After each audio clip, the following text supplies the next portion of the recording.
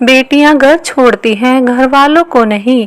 इस सच का एहसास उनके पास सदा बना रहता है। बस घर के लोगों को जरा देर लगती है इसे समझने में। खिड़की के पास खड़ी सिमरन सोच रही थी, भाई दूज आने वाली है, पर इस बार न तो माँ ने फोन करके भैया के आने की बात कही और न ही मुझे आने को बोला। ऐसा कैसे हो सकता है? हे भगवान, बस सब कुछ ठीक हो।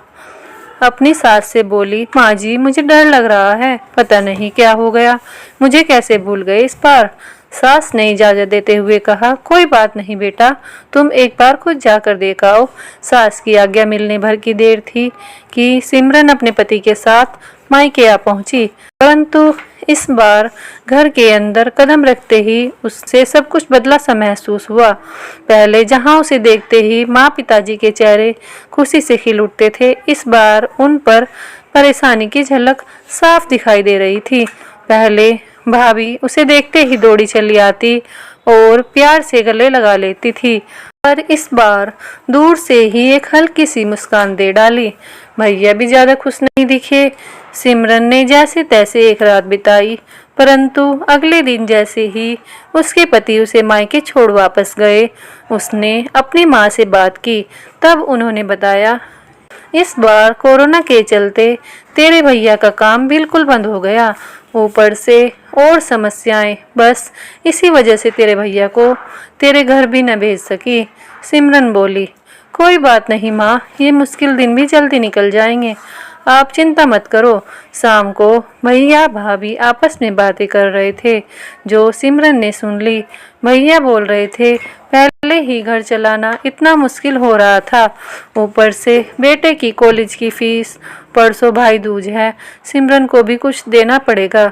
भाभी बोली, कोई बात नहीं, आप चिंता न करें, ये मेरी चूड़ियाँ बहुत पुरानी हो गई हैं, इन्हें बेचकर जो पैसे आएंगे उनसे सिमरन दीदी के त्योहार भी दे देंगे और कॉलेज की फीस भी भर देंगे। सिमरन को यह सब सुनकर बहुत बुरा लगा। भैया भाभी ये क्या बातें कर रहे हैं, मैं उनको यहाँ तंग करके कुछ लेने आती हूँ। वह अपने कमरे में आ गई। तभी उसे याद आया कि शादी से कुछ समय पहले जब वह नौकरी करती थी तो उसने बड़े शौक से अपनी पहली तनख्वाह लाकर पापा को दी थी। तब पापा ने कहा था, ये पैसे अपने पास ही रख ले बेटा, मुश्किल वक्त में काम आएंगे। इसके बाद वह हर महीने अपनी सारी तनख्वाह बैंक में जमा करवाती रही। शादी के बाद भी जब मायके आई तो माँ ने उसे पैसे निकलवाने को कहा, पर सिमरन हर बार कह देती थी कि माँ अभी मुझे ज़रूरत नहीं, पर आज उन पैसों की उसके परिवार को ज़रूरत है। अगले दिन ही सुबह भतीजे को साथ लेकर बैंक गई और सारे पैसे निकलवाकर पहले भतीजे की कॉलेज की फीस जमा की और फिर घर का जरूरी सामान खरीदकर घर वापस आ गई।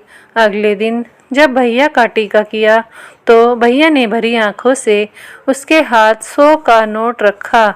सिमरन मना करने लगी तो भैया बोले, ये तो शगुन है पगली, मना मत करना।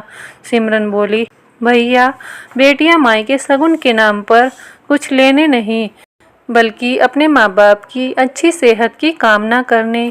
भैया भाभी को माँ बाप की सेवा करते देख ढेरों दुआएं देने और बड़े होते भतीजे भतीजियों की नज़र उतारने आती हैं।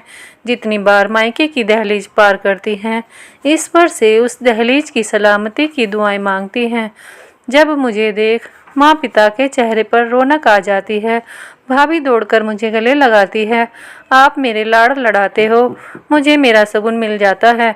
अगले दिन सिमरन ने मायके से विदा लेकर ससुराल जाने के लिए जैसे ही दहलीज पार कदम रखा कि भैया का फ़ोन बज उठा। उन्हें अपने व्यापार के लिए बहुत बड़ा ऑर्डर मिला था। वे सोचने लगे, सचमुच बहन बेटियां मायके कुछ लेने नहीं बल्कि अपनी बेशकीमती दुआएं देने आती हैं। जब वे घर की दहलीज पार कर अंदर आती हैं तो बरकत भी अपने आप भीतर चली आती है। हर बहन बेटी की दिल की तमन्ना होती है कि उसका मायका हमेशा खुशहाल रहे और तरक्की करे। मायके की खुशहाली देख उसके अंदर एक अलग ही ताकत भर जाती है, जिससे उसके अपने जीवन में पेश आने वाली मुश्किलों का वो डटकर सामना कर पाती है। भैया की आंखों से खुशी के आंसू बहने लगे। तो दोस्तों, उम्मीद करती हूँ आपको ये कहानी पसंद आई होगी। अगर ये कहानी आपको अच्छी लगी तो कमेंट के माध्यम से ज़रूर बताएं। आपके किसी भी प्रश्न एवं सुझावों का स्वागत है। कृपया कहानी को शेयर करें, लाइक करें और जुड़े रहने के लिए धन्यवाद।